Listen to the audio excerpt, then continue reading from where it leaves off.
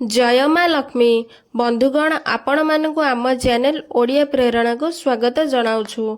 आज मार्गशीर मासर गुरुवार माँ लक्ष्मी को समर्पित। आसंतु पवित्र गुरुवार दिन में माँ लक्ष्मी को व्रत कथा शुणा। थरे राजा युधिष्ठिर भगवान श्रीकृष्ण को पचारिले, हे प्रभु तीन लोकरे माँ लक्ष्मी दुर्लभ, किंतु केउ कर्म करने द्वारा माता लक्ष्मी स्थिर भावे प्राप्त हुअन्ति ताहा कृपा करी वर्णना करी कहतु।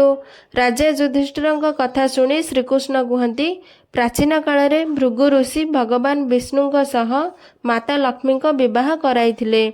माता लक्ष्मी मध्य संसारर कर्ता भगवान विष्णु को स्वामी रूप में पाई निजको धन्य मन करुथिले। तापरे से तांकर दयालु दृष्टि सहित समग्र विश्व को आशीर्वाद दबाकू लागिले। माता लक्ष्मी प्रभाव में समस्त भक्त मानक ठारे समृद्धि बढ़िबाकू लागिला, समस्त उपद्रव शांत होबाकू लागिला एवं ब्राह्मण माने होमयज्ञ करबाकू लागिले। देवतागण आवश्यक क्रमे भोजन पाइबाकू लागिले। राजा प्रसन्नता पूर्वक चारि वर्णर रक्षा करबाकू लागिले। देवता मानकू अपार आनंद रे बुड़ी रहिबार देखि दैत्यों पराक्रम रे सारा संसार आक्रांत होईगला। किछि समय पर देवता माने मध्य माता लक्ष्मी को भूलिबाकू लागिले। परिष्कार परिच्छन्नता पवित्रता सत्यता एवं समस्त प्रकारर भल आचरण को भूलिबाकू लागिले।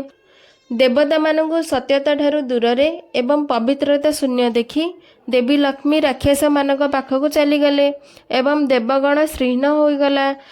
दैत्यगण देवी लक्ष्मी को पाई गर्व भरीगले एवं कहबाकू लागिले, मुही देवता मुही यज्ञ मुही ब्राह्मण संपूर्ण जगत मोर ही स्वरूप, ब्रह्मा विष्णु आदि से सबु मुही। एही प्रकार अहंकार परिपूर्ण होई दैत्य माने अनेक प्रकारर अनर्थ करबाकू लागिले। अहंकार रे पूर्ण मतिभ्रष्ट दैत्य मानकर एही दशा देखि माता लक्ष्मी व्याकुल होई क्षीरसागर को चलीगले। एहापरे देवता माने मध्य श्रीहीन होई अभाव रे माता लक्ष्मी व्रत करबाकू लागिले। माता लक्ष्मी क्षीरसागर रे प्रवेश करबा द्वारा तीन लोक श्रीविहीन हबारु रक्षा पाईगले।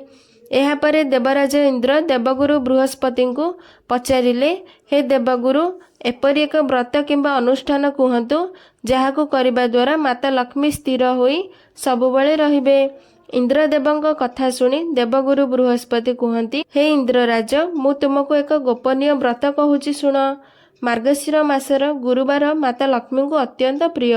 सेही दिन माता लक्ष्मींकर निष्ठार सह व्रत करबा द्वारा माता लक्ष्मी भक्त उपरे प्रसन्न होइथांती एवं तुमर समस्त इच्छा पूर्ण एवं भक्तर समस्त इच्छा पूर्ण करिथांती। एहा शुणी देवता माने ब्राह्मण माने मार्गशीर गुरुवार दिन माता लक्ष्मी व्रत करबाकू लागिले। व्रत प्रभाव में उत्तम बल एवं तेज पाई समस्ते विचार करबाकू लागिले जे समुद्र मंथन द्वारा माता लक्ष्मी एवं अमृत को ग्रहण करबा उचित। एहापरे देवता माने असुर माने उभय मिसी समुद्र मंथन करी माता लक्ष्मी को पुनः प्राप्त कले। देवता माने व्रत करबा हेतु माता लक्ष्मी भगवान विष्णु पाखक फेरीगले।